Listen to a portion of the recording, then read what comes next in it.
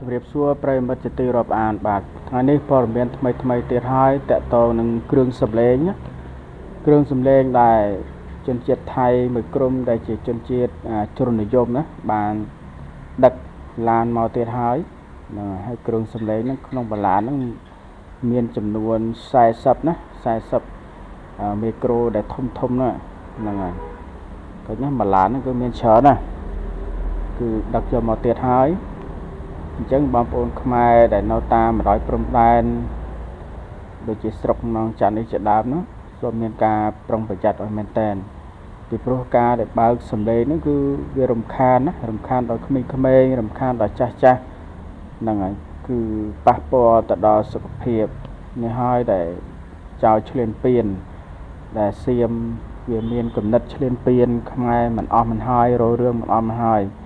ឥឡូវវាដឹកមកទៀតហើយហ្នឹងហើយគឺដឹកមកយកនឹងទៀតហើយថ្មីហើយគ្រឿងសម្លេងហ្នឹងយើងមើលឃើញណាធំមកហើយលឺបានចម្ងាយឆ្ងាយលឺហ្នឹងគឺលឺឆ្លងភូមិហ្មងនឹងគ្រឿងសម្លេងវាហ្នឹងអ្នកដែលចោះទៅថតយកការយកព័ត៌មានហ្នឹងគេបានថតបង្ហាញហ្នឹងគឺវាក្រុមពួកវាហ្នឹងគឺនិយាយរួមទៅវាសាហាវក្រុមហ្នឹងក្រុមឆ្លៀនពៀនជ្រុលនិយមថៃហ្នឹងឃើញណាវាយកដីខ្មែរយើងហើយវាមិនអស់ចិត្តវានៅតែធ្វើបាបខ្មែរធ្វើទុកដុកម្នេញខ្មែរមិនអស់មិនហើយណាអស់ពីរឿងមួយដល់រឿងមួយវាចិត្តតែលៀបពណ៌វាចិត្តតែបដិបត្តិរឿងឃើញណាហើយខ្មែរយើង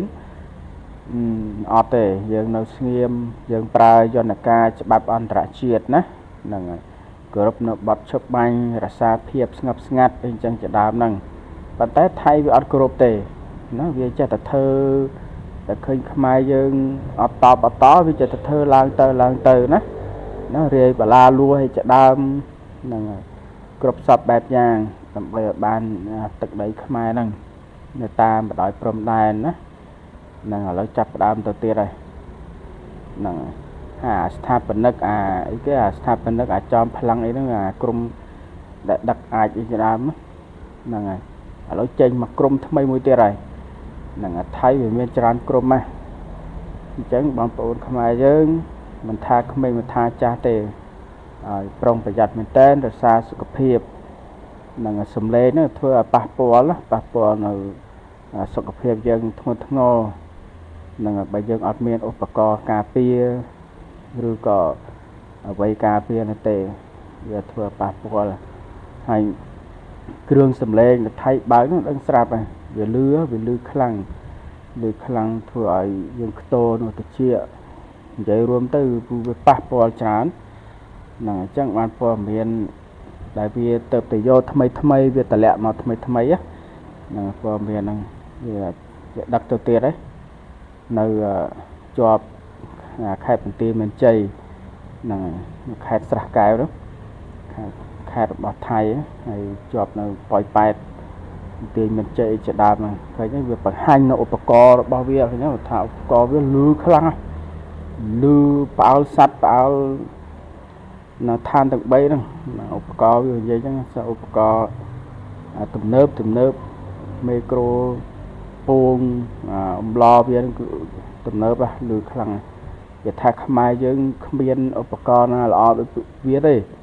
វានិយាយឌៀមដាមខ្មែរយើងវាថាខ្មែរយើងសារឧបករណ៍អេបចាយ